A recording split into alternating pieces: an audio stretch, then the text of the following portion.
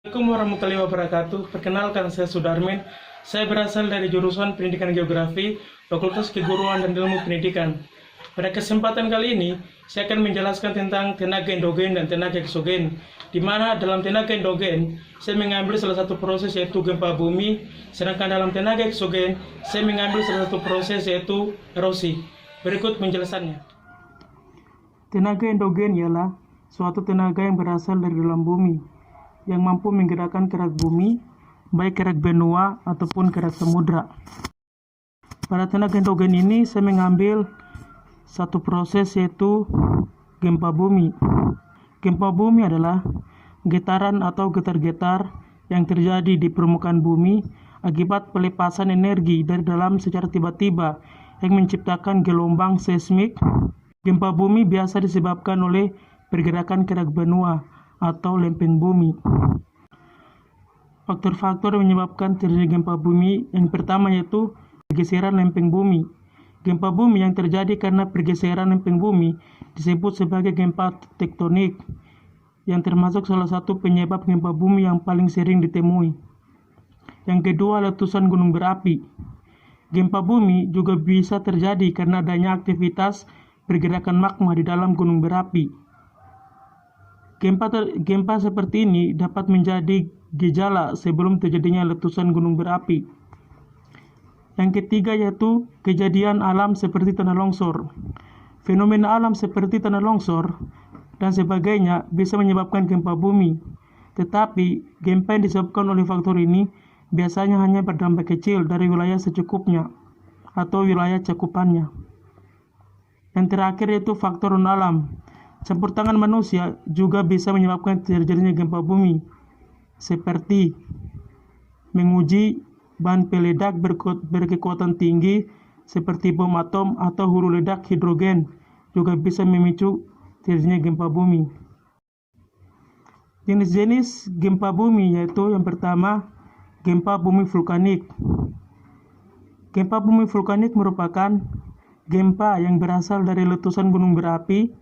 Terjadinya letusan gunung berapi karena adanya pergerakan aktivitas magma yang berada di dalam gunung berapi. Magma yang terus terkumpul dari dalam bumi menyebabkan terjadinya tekanan terhadap bebatuan yang berada di sekitarnya. Hal ini dapat memicu terjadinya letusan gunung berapi. Yang kedua, gempa bumi tektonik.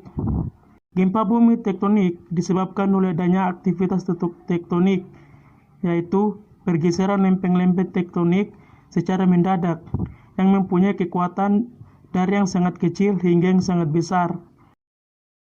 Yang ketiga, gempa bumi reruntuhan. Gempa runtuhan atau terban merupakan gempa bumi yang terjadi karena adanya runtuhan tanah atau batuan. Dan yang terakhir itu gempa bumi jatuhan. Gempa bumi jatuhan diakibatkan oleh tumbukan meteor atau asteroid yang jatuh ke bumi. Jenis gempa bumi ini jarang terjadi.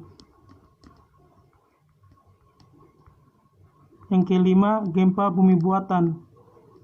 Gempa bumi buatan yaitu gempa yang dibuat dengan sengaja oleh para ilmuwan untuk melakukan berbagai percobaan dan penelitian. Namun tak jarang juga gempa bumi ini terjadi karena terjadi perang.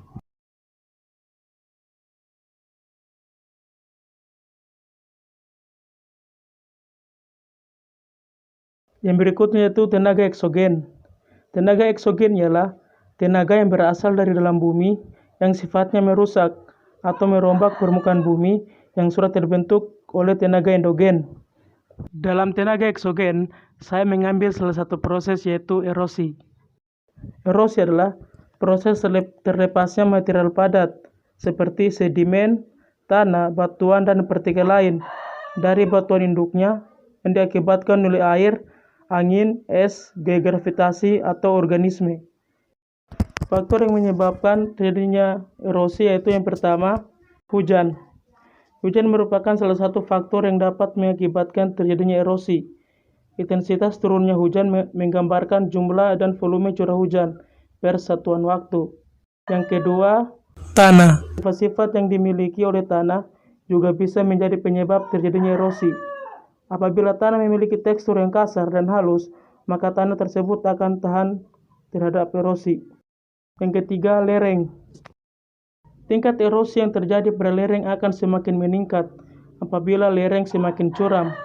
Akibatnya, kecepatan aliran permukaan akan menjadi semakin meningkat, sehingga kekuatan pengangkut juga akan semakin meningkat. Faktor selanjutnya yaitu vegetasi. Apabila di suatu permukaan bumi mempunyai vegetasi yang rimbun, maka daerah tersebut akan lebih terhindar oleh bahaya erosi. Salah satunya ekosistem yang berperan paling efektif dalam pencegahan erosi yaitu hutan.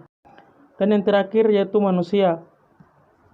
Selain faktor gempa tadi, manusia juga memiliki andil dalam mempengaruhi proses terjadinya erosi.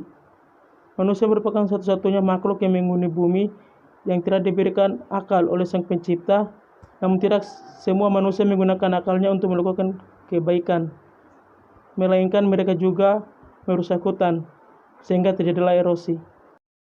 Jenis-jenis erosi yaitu yang pertama, yaitu erosi yang diakibatkan oleh air atau ablasi, yaitu pengikisan tanah yang diakibatkan oleh air, khususnya air sungai.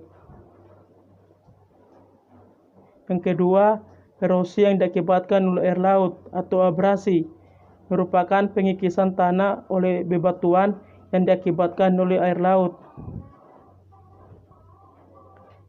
Yang ketiga, erosi yang diakibatkan oleh angin atau deflasi, merupakan pengikisan tanah atau bebatuan yang diakibatkan oleh angin. Yang keempat, erosi yang diakibatkan oleh glester atau eksarasi, merupakan pengikisan yang diakibatkan oleh glester atau es. Dan terakhir, korosi, merupakan pengikisan yang diakibatkan oleh angin.